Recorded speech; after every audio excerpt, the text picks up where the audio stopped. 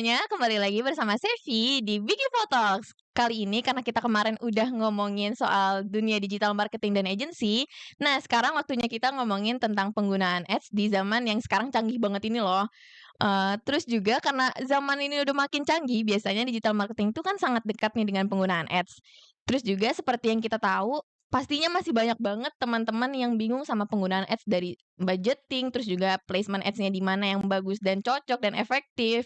Buat ngejawab pertanyaan itu semua, langsung aja kita ngobrolin topik topik penggunaan ads ini bareng Mbak Sondang. Hai semuanya. Nah, Mbak Sondang kan udah lama nih di dunia digital marketing agency, apalagi udah 9 tahun. Boleh nggak sih Mbak diceritain juga waktu Mbak Sondang pertama kali handle campaign di dunia ads ini tuh, gimana dalam penentuannya, terus juga achieve atau enggak, terus juga KPI-nya tuh apa gitu? Oke, kalau pertama kali aku handle ads waktu itu memang aku masih jadi, account ya, jadi Mhm tim account, masih junior lah mhm. waktu itu. Kebetulan aku handle untuk, satu bank lokal ya kalau bisa dibilang yang ya cukup paling besar lah Mhm, di Indonesia. oke. Nah, kalau untuk placement-nya sendiri memang waktu itu kita fokusnya di Google Performance Ads. Jadi kalau Oke. di Google Performance Ads itu waktu itu baru ada yang namanya YouTube, Display Ads, GDN, sama Search. Nah, tiga-tiganya sih kita running, tapi itu tergantung dari kliennya ini lagi running di fase yang mana, apakah di fase awareness, apakah di fase consideration, ataupun dia di fasenya conversion. Jadi, setiap platform itu punya kegunaannya masing-masing sih, gitu. Oh, oke oke. Tapi boleh kita tarik mundur lagi nggak? Sebenarnya kenapa Mbak Sondang alasan pertamanya itu mau masuk ke Big Ivo gitu? Jujur, kalau aku waktu kuliah tuh emang sama teman-teman udah jalanin Heeh, startup bisnis. Nah, oke. startupnya kebetulan memang bergerak di digital marketing. Heeh. Nah, setelah aku udah selesai startupnya, nggak lanjut, kebetulan Mmm, nggak lanjut waktu itu. Akhirnya aku decide aku mau coba untuk kerja di company, mhm. kerja sama orang lain gitu. Nah, Big Evo ini kebetulan waktu itu lagi buka lowongan juga dan yang paling matter sih waktu itu memang karena Big Evo ini deket sama rumahku. Jadi itu salah Oke. satu reason-nya kenapa aku pilih Big Evo sebagai, tempat aku untuk cari ilmu sih waktu itu Mhm untuk kerja, tapi ternyata, sebegitu menyenangkannya sampai mhm aku bertahan selama ini sih di Big Evo. mhm. Oke oke, seru banget ya ternyata ya buat awal dari cerita Mbak Sonang berkecimpung di dunia ads. Terus, next-nya aku mau tanya nih, karena sekarang kan udah banyak nih, brand-brand yang udah mulai aware sama penggunaan ads, apalagi di zaman yang canggih sekarang ini, terus juga ads-nya tadi kan ada di mana-mana kayak yang dibilang Mbak Sondang. Sebenarnya tuh menurut Mbak Sondang apa sih dampak dan pengaruhnya, sebuah brand untuk bikin media placement ads-nya itu? Oke, seperti yang kita tahu, ads tanpa digital ya, Mhm ads itu udah pasti yang paling matters untuk, awareness. mhm Kalau sebelum ada digital ads, pasti kamu sering lihat iklan di TV, di koran, mhm di radio, mhm. bahkan di billboard gitu. Nah, sebenarnya digital ads ini cuman nge-shifting aja sih atau menambahkan, bukan nge-shifting juga sih anyway. Oke. Jadi dia memperluas cakupan ads-nya atau Mhm iklannya ke dunia digital. Nah, seberapa matters udah pasti, dampaknya, matters banget ya untuk suatu brand. Kenapa? Karena, dari kegiatan users-nya atau behavior dari users itu memang sekarang udah mulai, lebih tinggi di digital. mhm. Jadi kalau memang suatu brand itu udah tap in di digital, harusnya jangkauannya dia terhadap audiensnya bisa lebih luas lagi, Makin luas ya. gitu sih. Jadi emang besar banget ya dampak penggunaan ads ini di bidang digital. Nah, tadi kan kita udah ngomongin si ads-nya ini kan, terus gimana sih cara meng-inline-kan strategi ads dengan strategi bisnisnya? Oke, jadi yang pasti yang pertama kita harus tahu dulu nih pada Mhm. saat kita lagi mau membuat suatu strategi digital ads, kita harus tahu, objektif dari campaign ini sendiri apa. Itu Mhm yang perlu kita diskusikan ke brand tersebut mhm gitu. Nah, setelah kita udah menentukan objektifnya apa, baru kita bisa tentuin strateginya. Misalnya contoh, objektifnya adalah mau launching sebuah produk. mhm. Berarti kan strategi ads-nya adalah untuk boost awareness atau build awareness. Jadi pemilihan platformnya harus memang yang cocok dengan fase awareness tersebut. Contoh, misalnya kalau di konvensional kamu bisa main di TV atau pasang di billboard supaya Oke. orang aware tuh. Nah, kalau di digital kamu bisa pasang di namanya YouTube Masthead atau Mhm kamu bisa pasang juga di YouTube yang in stream Nah, kalau di digital sendiri, banyak juga sih platform yang bisa digunakan untuk awareness. Nah, mostly memang kalau di fasenya awareness, kita bisa memakai metode buying yang Mhm, CPM atau cost per miles mhm, impressions. Jadi kita mau menjangkau sebanyak-banyaknya audiens supaya tahu dulu nih brand kita apa, produk mhm. kita apa yang mau di-launching, baru nanti kita bisa, turunin itu ke fase consideration, seperti Mmm, itu. oke. Tadi ada ngomongin YouTube Mashed sama YouTube InStream. Nah, itu ada di bagian mananya sih, Mbak, Oke. dari YouTube tuh? Jadi kalau, semuanya pasti udah pasti pernah lah ya buka Mhm. YouTube. Ya, oke Kalau oke. kamu Itu? pertama kali buka YouTube, dia yang paling depan di Mhm, homepage-nya, mhm, yang ada satu layar paling mhm. besar, itu namanya YouTube Mashed. Oh, itu Mashed. Itu Mashed. Jadi siapapun yang masuk ke situ akan lihat namanya Mashed. Mhm, Nah, kalau in-stream itu biasanya kita targeting-nya bisa based on, affinity, bisa juga based on topiknya ataupun keyword seperti itu. Jadi bisa lebih spesifik ke target audience yang kita mau. Tentunya nggak cuman affinity dan juga keywords or topics, tapi kita juga bisa targeting demographic sampai dengan location-nya. Jadi misalnya gitu. kamu mau launching produk yang memang hanya cakupannya di Jabodetabek Mhm, atau yang hanya di kota-kota besar. Kalau di digital, kita bisa tuh menentukan location targeting-nya spesifik oke. sesuai dengan yang, target audience Mhm. kamu, gitu. Nah, oke oke, paham paham. Nah, tapi yang tadi cost per miles itu tuh dihitungnya based on berapa harga yang kita bayar untuk berapa orang untuk menjangkau berapa orang atau gimana, Mbak? Oke, kalau cost per miles impressions itu adalah harga yang kita bayar untuk setiap 1.000 kali impresi. Mhm. Jadi 1.000 kali iklannya tayang, itu harga yang kita bayar, seperti itu. Oh gitu, oke oke. Nah, tadi kan udah ngomongin strategi bisnis dan strategi ads-nya. Terus juga apakah pemilihan kreatifnya itu matters untuk penggunaan ads?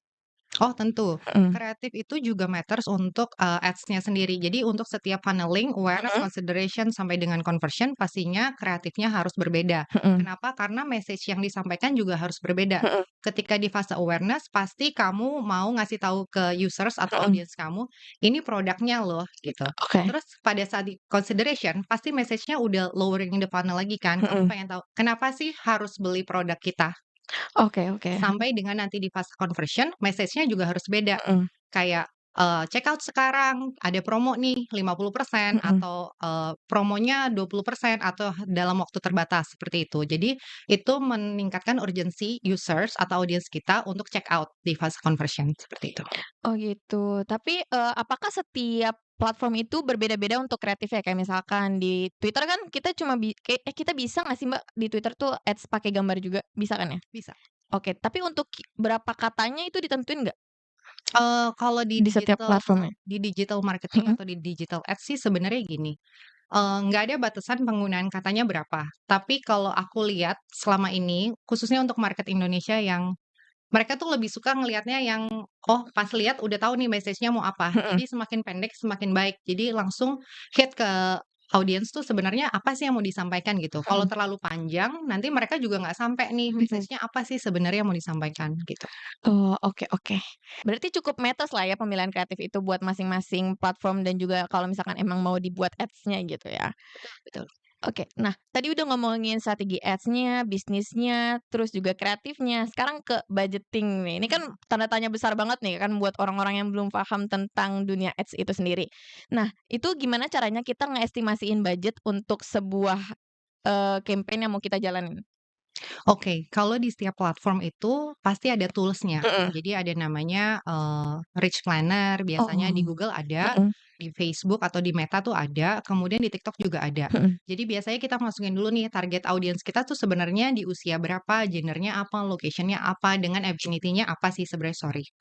Nah, abis itu akan keluar nih pool audiensnya atau kolamnya tuh sebesar apa. Dari oke. situ kita baru menyasar nih, kira-kira kita mau mentargetkan berapa persen sih dari audiens. Mmm, Kalau best practice-nya sih biasanya 40-60% itu adalah, angka yang cukup untuk mhm, kita bisa ngelakuin awareness campaign. Tentunya nggak cuman, memilih berapa besarnya, nanti akan ada frekuensinya setiap orang tuh harus ngeliat iklannya berapa kali sih. mhm, Nah, setelah itu akan keluar nih estimasi biayanya berapa. Nah, kalau udah keluar estimasi biaya untuk awareness, baru kita bisa tarik mundur, berapa sih estimasi biaya untuk consideration sampai dengan nanti conversion. Mhm, Kenapa? Karena secara funneling udah pasti paling besar nanti akan ada di awareness, awareness. kemudian di consideration, baru yang paling bawah itu conversion. Kenapa seperti itu? Pastinya kita pengen orang yang udah lihat di fase awareness, kemudian dia lihat ads kita juga di consideration, sampai dengan nanti dia lihat ads kita juga di fase conversion-nya, supaya Conversion. nanti dia convert. Seperti itu sih journey-nya. Oh gitu, oke oke. Tapi, misalkan ya aku sebuah brand kosmetik, aku mau, conversion orang visit ke page aku, ke website-ku. Nah itu tentuin budgetnya tuh gimana? Tergantung. Tergantung pemasangannya? Biasanya aku akan tanya dulu ke kamu, Mhm. "Kamu mau berapa banyak orang yang datang ke page kamu?" Oh itu bisa terukur ya berapa orangnya ya? Betul betul. Oh Jadi dari oke. berapa banyak orang yang kamu ingin sampai ke page kamu, Mhm. kita baru hitung mundur, butuh estimasi budgetnya berapa. Oh gitu, oke oke. Terus, next-nya karena kita udah ngomongin budget juga nih berarti udah lah ya dari strategi bisnis, kreatif, terus juga budget. Next-nya nih dari menurut Mbak Sondang sebenarnya ada nggak sih contoh campaign ads yang terngiang-ngiang banget nih di kepala Mbak Sondang kayak, sampai ngelihat itu di mana-mana, di setiap buka sosmed ini ada, di platform ini ada, kayak gitu. Ada nggak contoh ads-nya? Sebenarnya banyak, Mhm, kalau kita tahu pastinya yang paling besar itu spending di ads adalah, brand e-commerce, mhm. kemudian yang berikutnya travel. Oh, Biasanya dua dua dua industri tersebut itu yang ads-nya paling besar. Kenapa? Karena mereka emang compete juga kan mhm, sama kompetitornya. Jadi mereka harus make sure misalnya e-commerce, mereka harus make sure gimana caranya user itu setiap mau beli suatu barang, itu ingat e-commerce mereka. mhm. Atau misalnya, gimana caranya kalau audiens itu mau beli tiket pesawat atau tiket kereta api, itu ingatnya brand mereka doang, gitu. Makanya biasanya yang paling terngiang-ngiang itu brand e-commerce atau brand-nya dari travel. Oh, dari travel. By the way aku agak salfok, berarti dari Google ataupun dari platform ads gitu, mereka merilis gitu ya, brand-brand apa aja yang paling banyak pasang ads? Enggak. Enggak ya? Jadi kalau setiap platform itu pasti nggak akan ngebuka sih Oh, enggak ya? spending-nya berapa. Karena ibaratnya kalau kamu bisa lihat brand lain spending-nya berapa, berarti brand lain bisa lihat kamu spending-nya berapa. Oh, iya Dan juga pasti sih. nggak ada brand yang mau orang lain tahu kan Mhm dia mhm. spending berapa, gitu sih. Oh, oke oke. Nah, kita udah mau masuk ke pertanyaan terakhir nih. Oke. Kasih dong unpopular opinion atau tips and trick dalam penggunaan ads versi Mbak Sendang. Oke, jadi, mungkin aku sering juga sih ketemu sama klien yang mikir kalau misalnya ini pertama kali nih dia mau pasang digital ads ya, dia langsung mikir pokoknya, once aku pasang digital ads sama kamu atau sama Big Evo, penjualannya pasti langsung naik. Hmm, Yang di mana sebenarnya, penjualan pasti akan naik pada akhirnya gitu, tapi kan semua tuh berproses ya. iya. Maksudnya kita juga harus tahu brand itu sebenarnya di market itu udah di fase yang mana Mhm. sih? Apakah masih di fase awareness ataukah brand-nya udah well known sehingga kita udah bisa harvesting, sehingga baru tahu nih apakah penjualannya bisa langsung naik atau enggak. Kalau misalnya dia brand yang benar-benar baru, baru launching orang nggak tahu, ya pastinya, kita ada di fasenya awareness. Ketika kita ngomongin fase awareness, udah pasti kita nggak ngomongin penjualan, tapi orang lain atau audiens kita tuh aware dulu terhadap brand atau produk kita, gitu Heeh. sih. Oke oke. Nah, masuk ke pertanyaan terakhir nih, Mbak. Katanya sih sebuah perusahaan tuh bisa masang ads sendiri. Emang bener, Mbak? Bener, Bener. tapi pastinya mereka harus punya tim-tim Mhm, spesialis yang memang spesifik untuk menjalankan campaign-campaign tersebut. mhm, Kalau misalnya tidak punya, ada baiknya memang menjalankan campaign digital marketing ini bersama dengan digital agency yang terpercaya mhm. seperti Bikivo. Oke. Nah, itu dia, bincang-bincang kita tentang penggunaan ads di dunia marketing ini yang udah makin canggih ini. So, buat kamu yang mau pasang ads itu, ingat ya strategi ads itu harus disesuaikan juga dengan strategi bisnis dan juga harus disesuaikan dengan budgetnya, biar budget kamu tuh nggak terbuang sia-sia, tapi dapetin hasil yang maksimal juga. Terus buat teman-teman yang masih bingung gimana cara penggunaan ads untuk bisnis kamu, bisa langsung aja konsultasi ke tim @bikivo di atas ini. Nah, terima kasih juga nih buat Mbak Sondang yang udah mau sharing-sharing tentang penggunaan ads di Biki Talks kali ini. Jangan lupa buat teman-teman like, comment, share, dan juga subscribe. Dan apalagi yang mau tanya-tanya tentang penggunaan ads, bisa ditulis di kolom komentar. See you on the next video. Bye! Bye-bye.